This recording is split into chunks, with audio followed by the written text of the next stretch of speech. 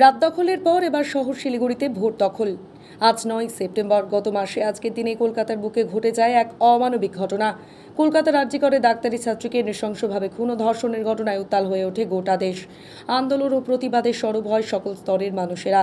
চলে লাগাতার রাত দখল কর্মসূচি। কেটে গিয়েছে 1 মাস। মূল অভিযুক্ত শাস্তি এখনও অধরা, বিচার এখনও মেলেনি তিলোত্তমার। তাই সোমবার ভোরে এই নির্মম ঘটনার প্রতিবাদে শিলিগুড়িতে সরব হয় সচেতন সমাজের ব্যানারে সাধারণ নাগরিকরা।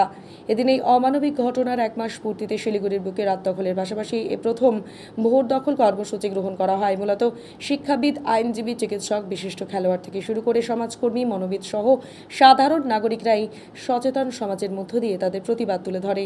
অবিলম্বে মূল দোষীদের ধরে তিলোত্তমার সঠিক বিচারের দাবি জানান তারা।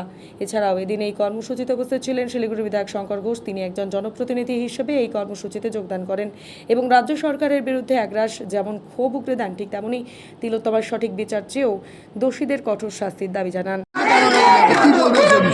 আমরা আজকে আজকে 5 তারিখ সিবিআই যে খামবন্ধ করে জমা দিয়েছে, আমরা ভীষণভাবে আশাবাদী আছি। কিন্তু আমরা কোনো না কোনো অনেক কিছু কিন্তু আজকে পেয়ে যাচ্ছি। এবং এই ঘটনাটা আর্জিকরে হয়েছে, আমরা দ্রুততার দাবি কিন্তু সাথে আমাদের সমাজ বিশ্বাস যে এভিডেন্সগুলোর সাথে ক্যাম্পেইন করা হয়েছে, সেইটা কিন্তু সব কিছু অনেক কিছু কিন্তু আছে। সেই আজকে সেটাকে আমরা পেয়ে যাচ্ছি। এখন দ্রুত এর আমরা সুবিচার চাই।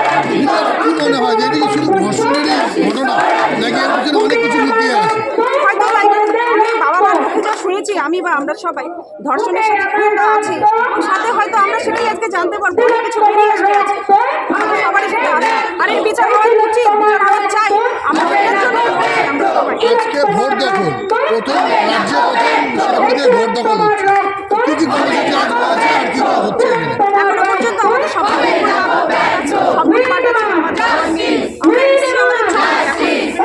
আমরা যদি বিচার না পাই আমাদের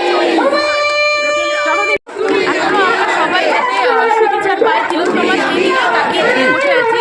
30 দিন অনেকটা সময় সবাই রাত দিন নির্বিশেষে, জাতির ধর্ম নির্বিশেষে সারা বিশ্ব তিলোত্তমার যাতে বিচার পায়, সুবিচার পায়, সেটা বজায় রাখার জন্য আমরা সবাই চারিদিকে এগিয়ে আছি এবং আমাদের আশা খুব তাড়াতাড়ি সুবিচার পাবে।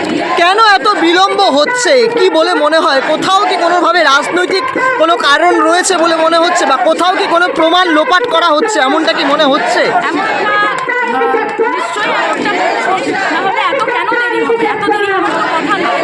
যেখানে এত এত নৃশংসভাবে তাকে খুন করা হয়েছে এবং আমরা বিভিন্ন সংবাদ মাধ্যম থেকে জানতে পারছি যে অনেক কিছু এর মধ্যে জড়িত রয়েছে এবং এর থেকে একটা আশা করা যায় যে কোনো রাজনৈতিক বা প্রমাণ প্রমাণ করার চেষ্টা অবশ্যই।